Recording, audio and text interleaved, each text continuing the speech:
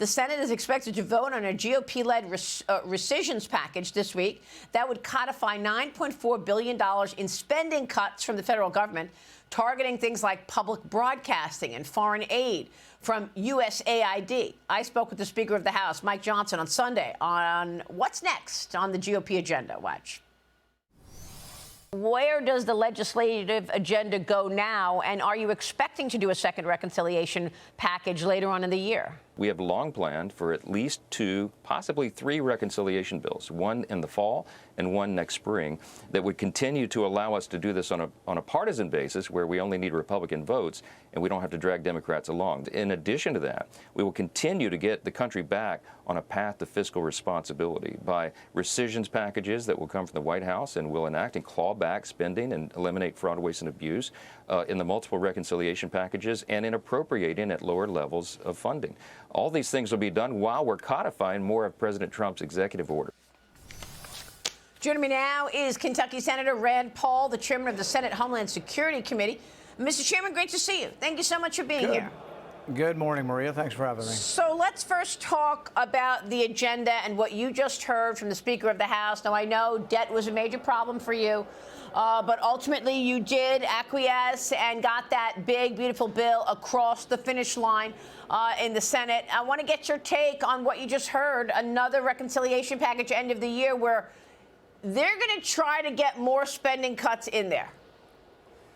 Well, it would require a special sort of surgical procedure where they would implant spines into members of the Republican caucus. I mean, they didn't have the spine to they didn't have the spine to cut the spending a month ago. What makes you think they're all of a sudden going to have spine next week or in a month from now? So I highly doubt that the Republican caucus, we don't have enough of us who are fiscally conservative. Look, we're going to have a test this week on cutting $9 billion. So you have a deficit of $2 trillion. $9 billion is just a rounding error. We should be able to do that in our sleep. But there is looking like there's enough opposition. We might not actually cut $9 billion.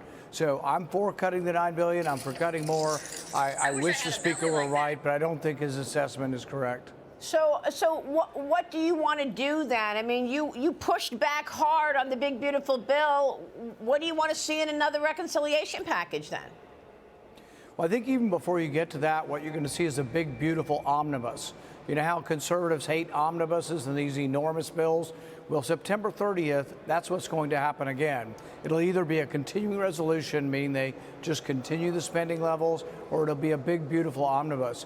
But it's going to be a mass of spending, and it won't be correcting the problem or going in the right direction. So I fear that there's not enough spine in Congress to do the right thing. And so I think they will continue to do, if history is any judge, continue to do the wrong thing. I mean, Congress has accumulated $36 trillion, despite people like me and others voting against that accumulation, but they show no sign of changing. So if you were in the marketplace and you wanted to predict, is government going to somehow do the right thing and begin to balance its budget, I would bet against government, because the track record of Congress is irresponsibility and fiscal recklessness.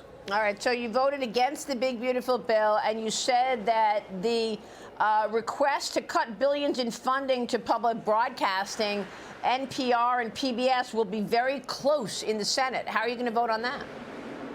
I will vote for the cuts. That's the rescission package. It's $9 billion, but it's $9 billion compared to a $2 trillion deficit. It doesn't really markedly shift or change the direction of the country. I'm for it, but you would have to do a lot more. And so really you'd have to be coming back with $100 billion here, another $100 billion. You'd have to really do significant, but we already have people, the big spenders, whining in the Senate saying, oh, we already voted for that. We love that spending, and we're not going to vote to get rid of it.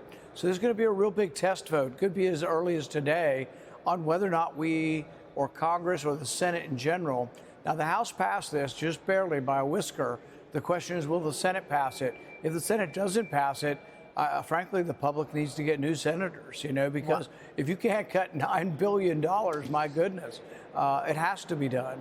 I think that's a great point. We're going to be watching that to see about that. You got $9 billion. If you can't cut that, what are you going to cut? How are you going to cut into the $37 trillion in debt?